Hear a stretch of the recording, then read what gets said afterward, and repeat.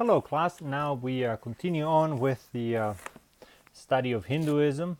At this point I'd like to take some time and begin to describe to you what's called the epic religion. So epic, of course, is a literary genre that speaks about um, this great conflict that comes to a culmination in the end, and it has this cosmic or global ramifications to it. So you can speak of an epic like the Iliad or the Odyssey or the Aeneid. In this case is going to be the Mahabharata.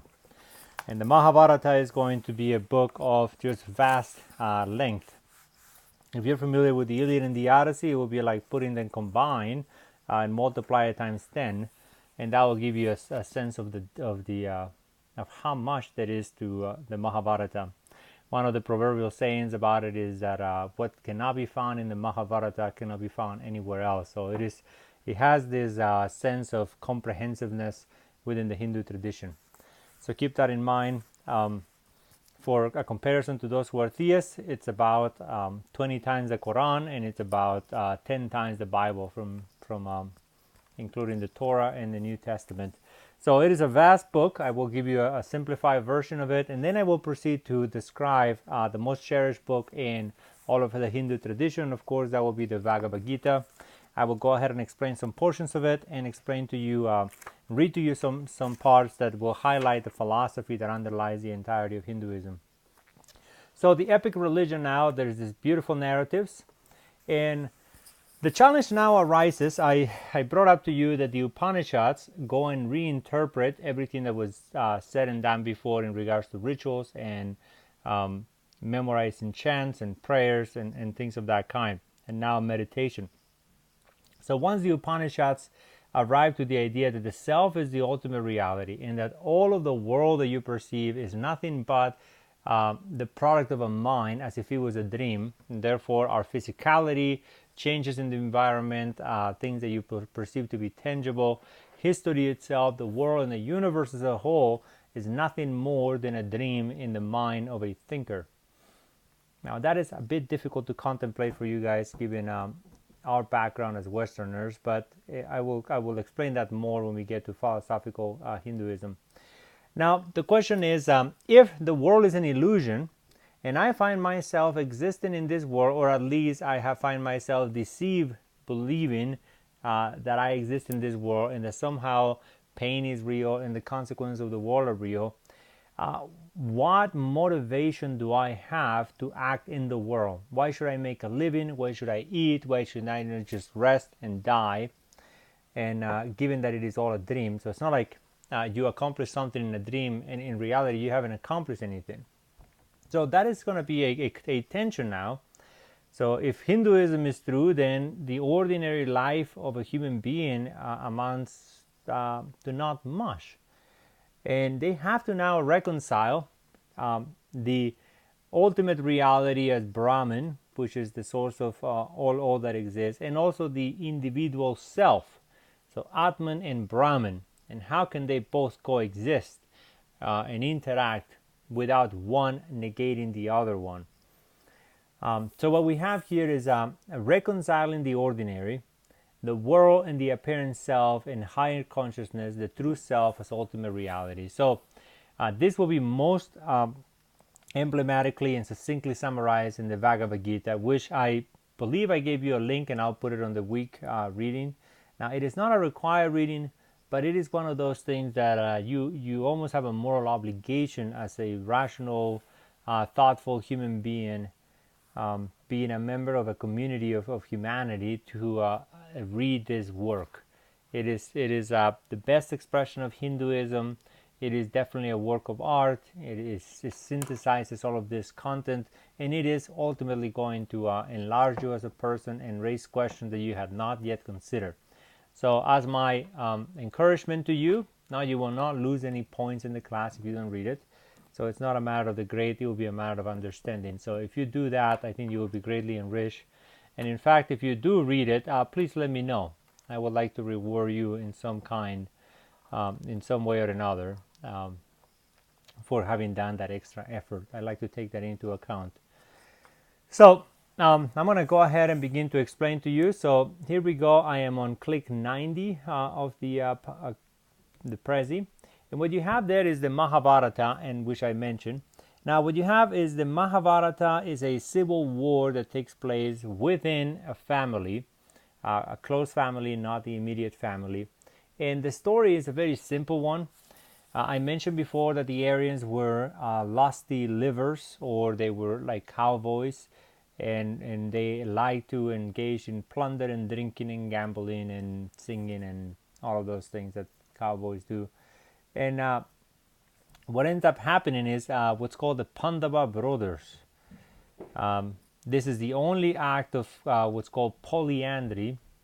Hinduism doesn't believe in polygamy or polyandry, but this is the only account that we have in the history of Hinduism where one wife is married to several husbands. And so what's happening here is the Pandava brothers, I don't recall the exact number right now, 7 or so of them. It is either 7 or 13. They kind of ring in my mind, but I'm not quite certain. But that's irrelevant.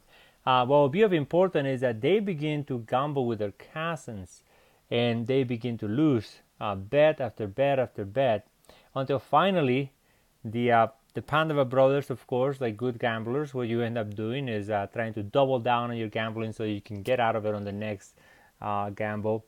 And so they end up losing they lost the wife, so they gambled the wife to their cousins, and they ended up getting the woman. And then they said, no, this cannot be. We need to offset that. So let's gamble the entire kingdom, because they were kings. And so they gamble the kingdom and they lose it. And so they entered into a pact with their cousins.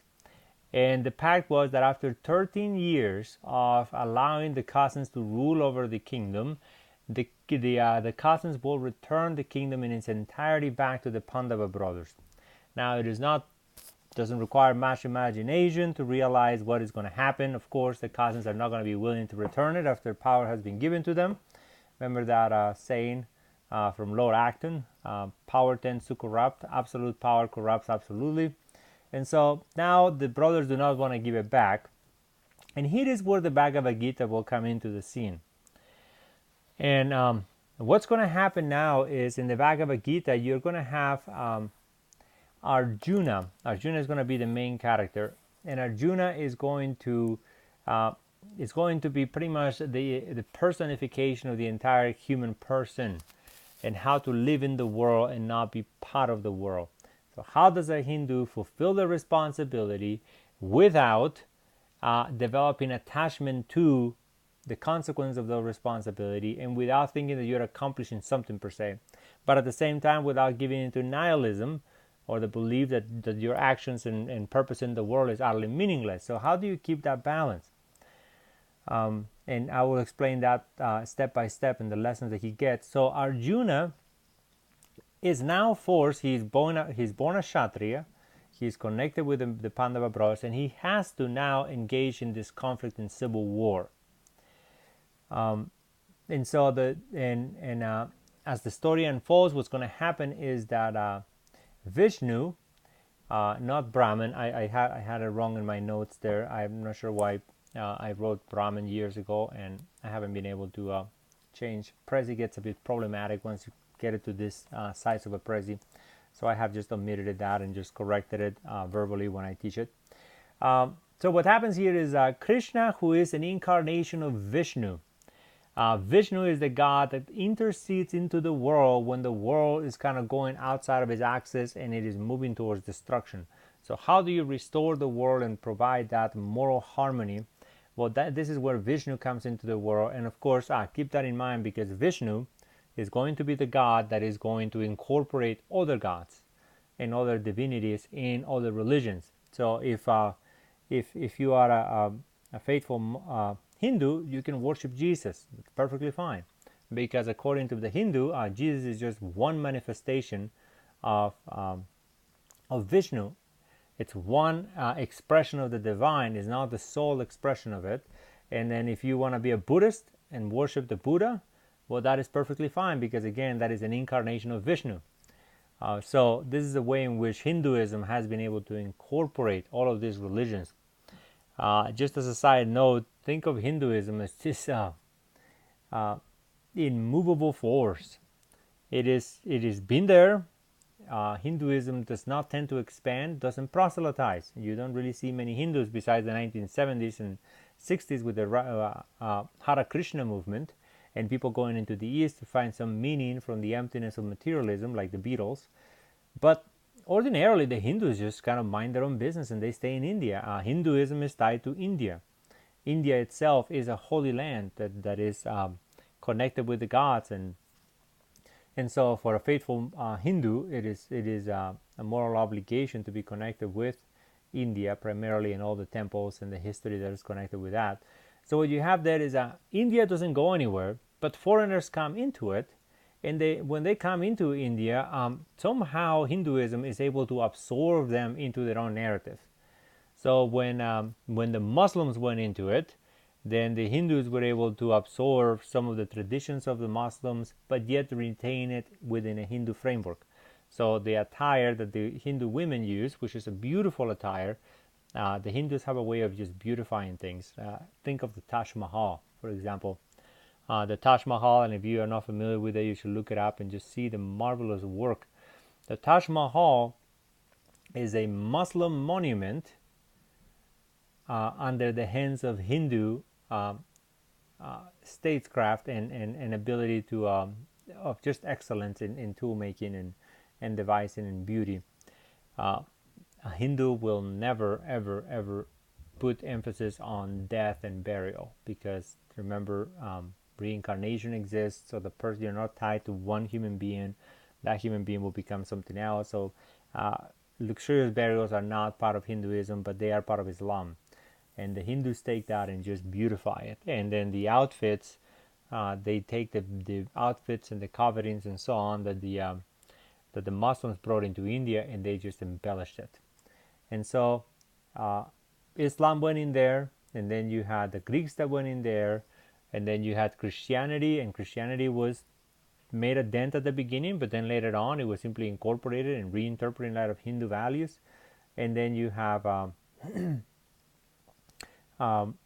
primarily Christianity will be the one, and then Buddhism as well. Buddhism was originated in India, and then the Hindus are able to reabsorb it back into it.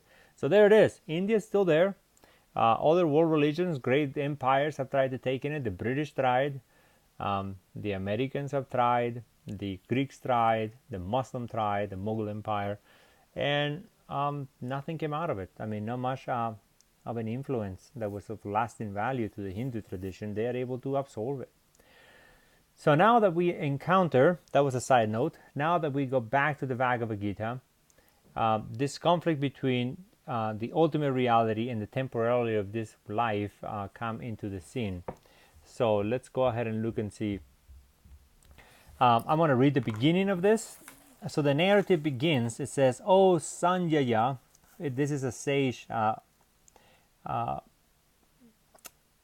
There's a sage telling the blind king. This is the first lines of the Bhagavad Gita. Oh Sanjaya, tell me what happened at Kurukshetra. Now, Kurukshetra is the word literally means the battlefield of life. And put together, it says, tell me what happened at Kurukshetra, which is the battlefield, and then the field of Dharma.